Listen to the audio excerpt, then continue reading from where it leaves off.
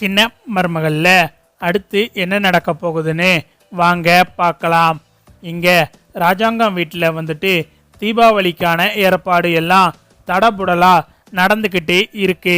அப்பந்தான் ஈஸ்வரி வந்துட்டு போஸை கூப்பிட்டு சொல்கிறாங்க, டேய் போஸு, இந்த தீபாவளியை நாம் நல்லா சிறப்பாக கொண்டாடணும்டா.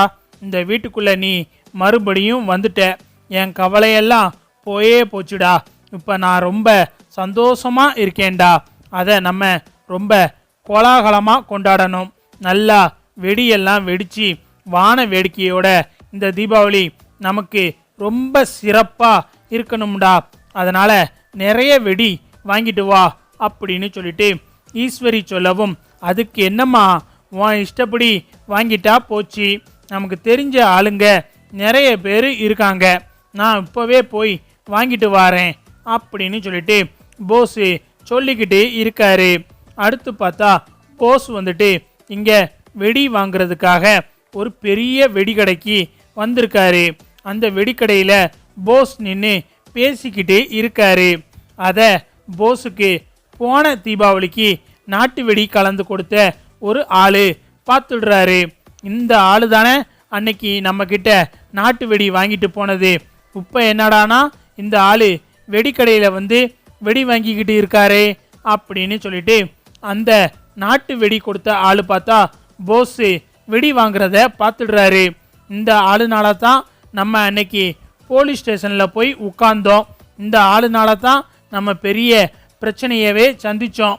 போலீஸ் ஸ்டேஷனுக்கு போய் அம்புட்டு சங்கடப்பட்டோம். ஆனால் இந்த ஆள் நமக்கு காசு கொடுக்குறேன்னு சொல்லிட்டு கடைசி வரைக்கும் காசே கொடுக்கல. அதுக்கான எந்த செட்டில்மெண்ட்டும் இது வரைக்கும் பண்ணலை. அதுக்கப்புறம் நம்மக்கிட்ட ஒரு வாட்டி கூட இந்த ஆள் ஃபோனில் கூட பேசலை. நம்மளை போலீஸ்கிட்ட மாட்டி விட்டுட்டு இவன் தப்பிச்சிட்டான். இவனை சும்மாவே விடக்கூடாது. இப்போ என்ன பண்ணலாம்? இந்த ஆளை இந்த தடவை தீபாவளிக்கு கண்டிப்பாக சிக்க வச்சே ஆகணும் அப்படின்னு சொல்லிட்டு போஸை சிக்க வைக்கிறதுக்கு நாட்டு வெடி கலந்து கொடுத்த அந்த ஆள் யோசிச்சுக்கிட்டு இருக்காரு. சரி, ஏதாச்சும் பண்ணுவோம் அப்படின்னு சொல்லிட்டு போஸை பார்க்க அந்த ஆள் வாராரு. அண்ணே, எப்படின்னே இருக்கீங்க அப்படின்னு சொல்லிட்டு போஸை பார்த்து அந்த ஆள் கேட்கவும், போஸுக்கு அந்த ஆளை சரியாக அடையாளம் தெரியல. நான் நல்லா இருக்கேன், நீங்கள் யாரு? உங்களை எங்கேயோ பார்த்த மாதிரி இருக்கு, ஆனால் சரியாக ஞாபகம் வரல அப்படின்னு சொல்லிட்டு போஸு அந்த ஆளுக்கிட்ட கேட்கவும், அண்ணே என்னண்ணே என்னைய பார்த்து இப்படி கேட்டுட்டீங்க, என்ன உங்களுக்கு ஞாபகம் இல்லையா? நல்லா யோசிச்சு பாருங்கண்ணே அப்படின்னு சொல்லிட்டு போன வருஷம் வெடி கொடுத்தவர் போஸை பார்த்து கேட்கவும், போஸும் யோசிச்சு பார்த்துட்டு தெரியலையேங்க அப்படின்னு சொல்லிட்டு சொல்லவும், என்னண்ணே இப்படி சொல்கிறீங்க? போன வருஷம் நம்மக்கிட்ட நாட்டு வெடி வாங்கினீங்களே, உங்களுக்காக நான் கூட ஜெயிலுக்கெல்லாம் போனேனே, என்னைய போய் இப்படி மறந்துட்டீங்களேனே அப்படின்னு சொல்லிட்டு அந்த நாட்டு வெடி கொடுத்தவர் போஸ்கிட்ட சொல்லவும், ஓ நீங்களா, சரி சரி, எப்படி இருக்கீங்க அப்படின்னு சொல்லிட்டு போஸ் கேட்கவும், நல்லா இருக்கனே, நீங்கள் என்னன்னே வெடிக்கடை பக்கம் வந்திருக்கீங்க, இந்த வருஷம் தீபாவளிக்கு வெடி வாங்க வந்திருக்கீங்களா அப்படின்னு சொல்லிட்டு அந்த நாட்டு வெடி கொடுத்தவர் போஸ்கிட்ட கேட்கவும், ஆமாம் வெடி தான் வாங்க வந்திருக்கேன் அப்படின்னு சொல்லிட்டு போஸ் சொல்லவும், என்னன்னே நம்மக்கிட்ட ரகரகமாக வெடி இருக்கு, அத்தனையும் குறைஞ்ச விலைக்கு நான் உங்களுக்கு தாரேன், நீங்கள் இது வரைக்கும் பார்க்காத பயங்கரமான வெடியெல்லாம் என்கிட்ட இருக்கு, வாங்கனே அப்படின்னு சொல்லிட்டு அந்த நாட்டு வெடி கொடுத்தவர் போஸ்கிட்ட சொல்லவும், உடனே போஸ் வந்துட்டு, அப்படியா, நிறைய வெரைட்டியான வெடியெல்லாம் வச்சிருக்கீங்களா அப்படின்னு சொல்லிட்டு போஸும் கேட்கவும், ஆமாண்ணே, நீங்கள் நம்ம கடைக்கு வாங்க அப்படின்னு சொல்லிட்டு அந்த நாட்டு வெடி கொடுத்தவர் வந்துட்டு போஸை அவர் கடைக்கு கூட்டிகிட்டு போயிடுறாரு. என்னையா வாடா நீ ஜெயிலில் உட்கார வச்ச, இந்த தடவை உன்னைய நான் ஜெயிலில் உட்கார வைக்கிறேன்டா, இல்லை உன்னையவே ஊரு தெரியாமல் அழிக்கிறேன்டா அப்படின்னு சொல்லிட்டு அந்த நாட்டு வெடி கொடுத்தவர் வந்துட்டு, அண்ணே இதில் இருக்கிறது எல்லாமே தரமான வெடினே, நீங்கள் எதிர்பார்த்ததை விட எல்லாமே ரகரகமாக இந்த வருஷம் வந்த ட்ரெண்டிங்கான வெடியெல்லாம் இதில் இருக்குனே அப்படின்னு சொல்லிட்டு அந்த நாட்டு வெடி கொடுத்தவர் வந்துட்டு நல்லா பேசி போஸை ஏமாற்றி நாட்டு வெடியை கலந்து கொடுத்துடுறாரு.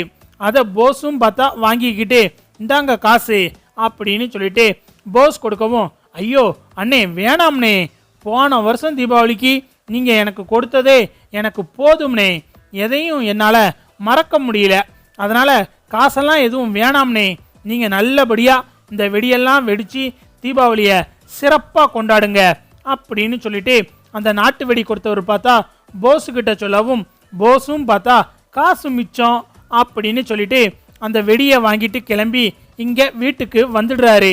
போஸ் கொண்டு வந்திருக்கிற வெடியில் பார்த்தா நாட்டு வெடி கலந்துருக்கு.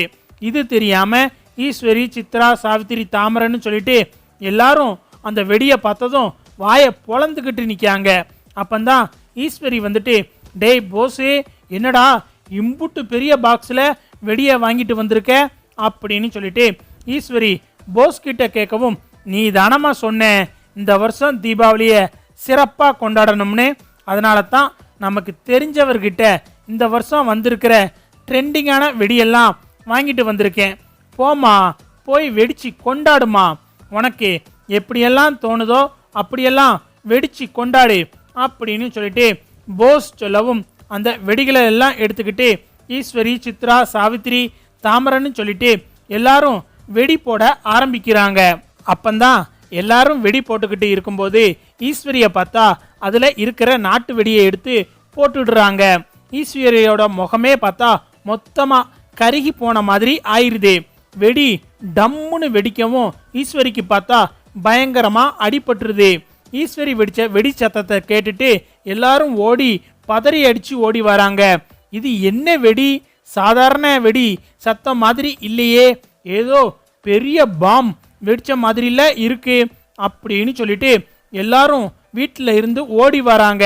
வந்து பார்த்தா ஈஸ்வரி வெடி வெடிச்சு அடிபட்டு கிடக்காங்க. எல்லாரும் பயந்து போய் ஓடி வராங்க. எம்மா எம்மா என்னம்மா ஆச்சு, எம்மா என்னம்மா ஆச்சு அப்படின்னு சொல்லிட்டு போஸ் ஒரு பக்கம் பதறிக்கிட்டு இருக்காரு.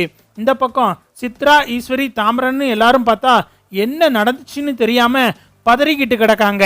இந்த வெடிச்சத்தத்தை கேட்டுட்டு வீட்டுக்குள்ள இருந்த ராஜாங்கம், அப்பத்தா, மோகனா எல்லாரும் வராங்க.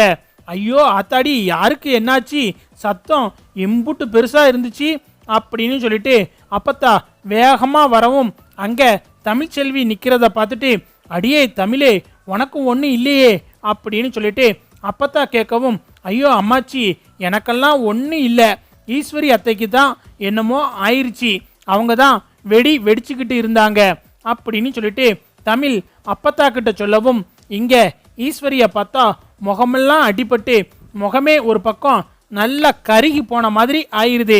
நாட்டு வெடி வெடிச்சதுல ஈஸ்வரி முகம் பார்த்தா ரொம்ப அடிபட்டு இருக்கு. அதை ராஜாங்கம் பார்த்துட்டு, போஸு, ஈஸ்வரிய உடனே ஆஸ்பத்திரிக்கு கூட்டிட்டு போ அப்படின்னு சொல்லிட்டு போஸ் கிட்ட சொல்றாரு. போஸும் உடனே ஈஸ்வரியை கார்ல ஏத்திட்டு போறாரு. ஆஸ்பத்திரியில ஈஸ்வரிய அட்மிட் பண்ணி ஈஸ்வரிக்கு டாக்டர் ட்ரீட்மெண்ட் கொடுத்துக்கிட்டு இருக்காங்க. அங்க போஸ் வெளியே நின்று வெடி எப்படி இப்படி வெடிச்சிச்சு அப்படின்னு சொல்லிட்டு யோசிச்சுக்கிட்டு இருக்காரு.